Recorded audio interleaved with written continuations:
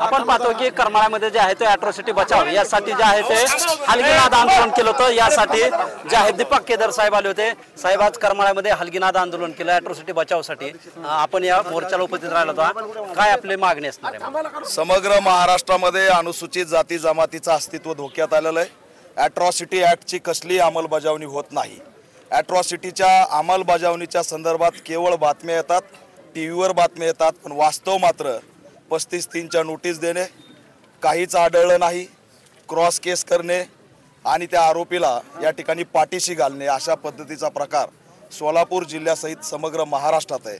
त्याच्यामुळे महाराष्ट्रात मनुवादी व्यवस्थेमुळे अॅट्रॉसिटी ॲक्टची अंमलबजावणी होत नाही। करमाळची गंभीर घटना आहे। इथल्या प्राचार्यांनी आमच्या बौद्ध समाजाच्या महिलेवर 2 वेळेस विनयभंग केला तरीसुद्धा त्याला अटक होत नाही। इथल्या IPS अधिकारी त्या केवळ नोटीस देतात। यामध्ये पोलीस यंत्रणा आणि व्यवस्था हे दोन्ही मिळून इथले जे काही प्रतिनिधी लोकप्रतिनिधी यांच्या दबावाखाली आमच्या महिलेला न्याय मिळत नाही, हे दुर्दैव आहे।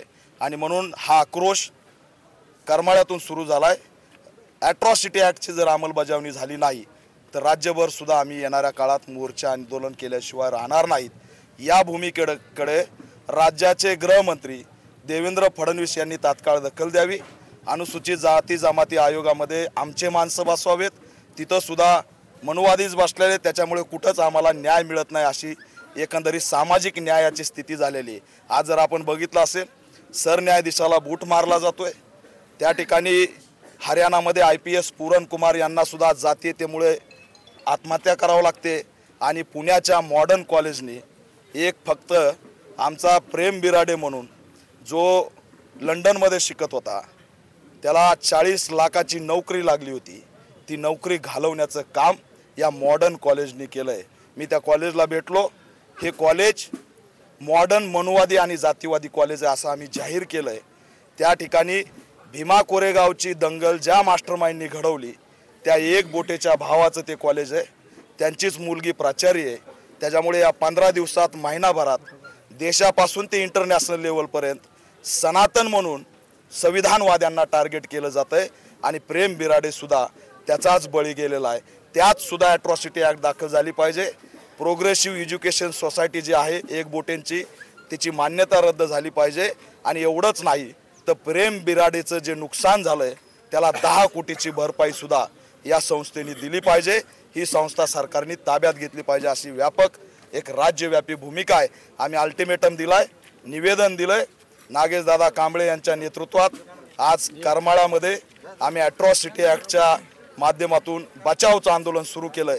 जर लवकरात लवकर भूमिका घेतली नाही तर हे वादळ सोलापूरला सुद्धा आल्याशिवाय राहणार नाही आणि महाराष्ट्रात सुद्धा गेल्याशिवाय राहणार नाही हा इशारा देतो। या संदर्भात आपण आता IPS अधिकारी या प्रकरणी आपण सध्या IPS अंजना कृष्णा त्यांची भेट घेणार आहे का? नाही, IPS अंजना कृष्णा यांना या मोर्चाच्या माध्यमातून मेसेज गेलेला आहे। आम्ही त्यांना असणारा तो मेसेज निवेदनाच्या माध्यमातून सुद्धा गेलेला आहे। समाज माध्यमातून ते सुद्धा पाहणार आहेत। त्यांनी गांभीर्याने घ्यावं। अंजना कृष्णा यांच्यावरती ज्यावेळेस संकट आलं त्यावेळेस या महाराष्ट्रात आम्हीच त्यांच्या बाजूने उभे होतो। पण आज ते जे काही 35-3च्या नोटीसची भूमिका घेत आहेत ती दुर्दैवी आहे। त्यांनी सुद्धा असणारं लवकरात लवकर भूमिका घ्यावी, अन्यथा मग आम्हाला त्यांच्या विरोधात सुद्धा आंदोलनात्मक भूमिका घ्यावी लागेल असा इशारा देतो। या मोर्चाचं जे नेतृत्व आहे ते नागेशदादा कांबळे यांच्या नेतृत्वाखाली करण्यात येतं। दादा, काय सांगाल? आज हा मोर्चा संपन्न झाला आहे, पुढची भूमिका काय असणार आहे आपली कारवाई नाही झाली तर? आज या ठिकाणी अॅट्रॉसिटी बचाव जे आंदोलन उभं राहिले त्या आंदोलनामध्ये ऑल इंडिया पॅन्थरचे अध्यक्ष माननीय केदार साहेब या ठिकाणी उपस्थित राहिलेले आहेत। त्यांनी हे जे आंदोलन आहे हे लवकरच राज्यव्यापी आंदोलन करण्याचा प्रयत्न करू असं या ठिकाणी त्यांनी आश्वासन दिलं आहे। त्यांनी महाराष्ट्राची भूमिका घ्यावी आणि त्या महाराष्ट्राच्या भूमिकेला आम्ही सर्व शक्तीनिशी तन मन धनाने पूर्ण सहकार्य करू अशा प्रकारचा आशावाद या ठिकाणी व्यक्त करतो। हे आंदोलन आज यशस्वी होत असताना 26 नोव्हेंबर संविधान दिनी याच मुद्द्यावर अॅट्रॉसिटी बचाव मोर्चाचं मोठं आयोजन आम्ही या ठिकाणी करणार आहेत। आणि त्या आंदोलनामध्ये माननीय केदार साहेब हेच आमचे प्रमुख उपस्थित राहणार आहेत अशा प्रकारचा या ठिकाणी आशीर्वाद व्यक्त करतो. केदार साहेबांनी आता सांगितलं की नागेशदादांना करमाळ्यात ठेवण्यापेक्षा महाराष्ट्रामध्ये घेऊन चला असं देखील आता केदार साहेबांनी आवाहन केलंय. केदार साहेबांच्या साथीला तुम्ही जाणार आहे का? हो, नक्कीच 100%. नक्कीच या ठिकाणी आपण पाहतोय की हा जो मोर्चा आहे तो संपन्न झाल्यानंतर 26 नोव्हेंबरला देखील या मोर्चा संदर्भात करमाळ्यामध्ये मोठ्या प्रमाणात जे आहे ते आंदोलन होणार असल्याची प्रतिक्रिया त्यांनी यावेळी दिलेली आहे. शीतलकुमार मोठे, TV9 मराठी, करमाळा, सोलापूर.